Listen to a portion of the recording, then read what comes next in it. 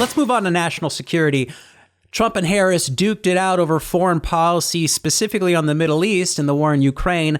Trump maintains none of it would have happened if he was still in office. Kamala blames Trump, Mr. Art of the Deal, with some bad deal-making in Afghanistan.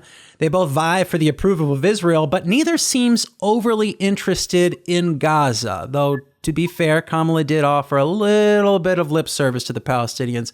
Here's the clip. Mr. President, you have said you would solve this war in 24 hours. You said so just before the break tonight. How exactly would you do that? And I want to ask you a very simple question tonight. Do you want Ukraine to win this war? I want the war to stop. I want to save lives.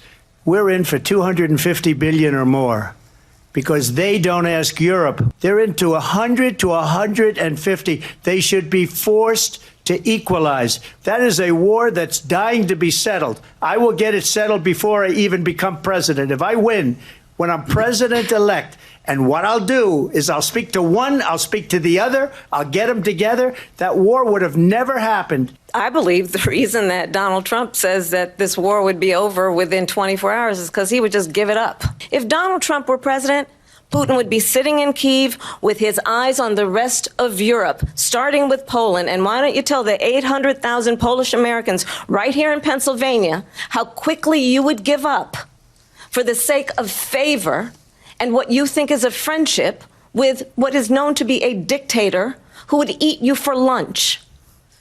Vice President Harris, in December, you said, quote, Israel has a right to defend itself, but you added, quote, it matters how. Just last week, Prime Minister Benjamin Netanyahu said there's not a deal in the making. President Biden has not been able to break through the stalemate. How would you do it? What we know is that this war must end. It must end immediately, and the way it will end is we need a ceasefire deal and we need the hostages out. Also understanding that we must chart a course for a two-state solution. She hates Israel. At the same time, in her own way, she hates the Arab population because the whole place is going to get blown up. Arabs, Jewish people, Israel will be gone. It would have never happened. Iran was broke under Donald Trump. Now Iran has $300 billion because they took off all the sanctions that I had. Iran had no money for Hamas or Hezbollah or any of the 28 different spheres of terror. Donald Trump, when he was president, negotiated one of the weakest deals you can imagine. He bypassed the Afghan government. He negotiated directly with a terrorist organization called the Taliban. The negotiation involved the Taliban getting 5,000 Taliban terrorists released. And get this, the president at the time invited the Taliban to Camp David. The Taliban was killing our soldiers, a lot of them, with snipers. And I got involved with the Taliban. We did have an agreement negotiated by Mike Pompeo. It was a very good agreement. The reason it was good, we were getting out. We would have been out faster than them, but we wouldn't have lost the soldiers. We wouldn't have left many Americans behind, and we wouldn't have left $85 billion worth of brand new, beautiful military equipment behind. And just to finish, they blew it. I'm sitting here, I'm thinking, is Trump prioritizing military equipment over soldiers here? He seems much more impassioned when it comes to the quote unquote $85 billion of equipment than he does with the loss of the soldiers. He's like, oh yeah, we lost the soldiers, but the equipment, my gosh. And that's another place that I think they could have fact checked, because I think there's a major difference between the reality of the cost of the equipment that was left behind and the functionality of the equipment that was left behind, and the 85 billion number. Although, I mean, Trump has a point. I mean, I think the strongest point here in regards to Trump is that Iran had considerable less resources to spend. Now, I just want to say I am not a foreign policy expert by any. In fact, it's the thing that I probably know least about. I do like reading history, but in terms of actually foreign policy decisions, I don't know what I would do. I mean, I think it's safe to say that neither of these candidates are going to get a two-state solution. And I think in regards to Ukraine, either we keep funding them or we let Russia take control of the Donbass. So it's like, I don't know if foreign policy really cracks the top 5 of voters' of the issues that they are most concerned about. So I think really in terms of this exchange, it's more of like a, who would I trust more to represent the United States on the world stage? Like, who comes across, because you got a strong man, right? That's what they're touting Trump as. And then Kamala looks like much more of a diplomat. So it's like, where do we want to go? Also, the reason it may not be, you said like in top 5 of what people consider to be important to them, I think it's also because I was listening to this clip and I was like, I wanted to hear his 24-hour plan. I wanted to hear their plans.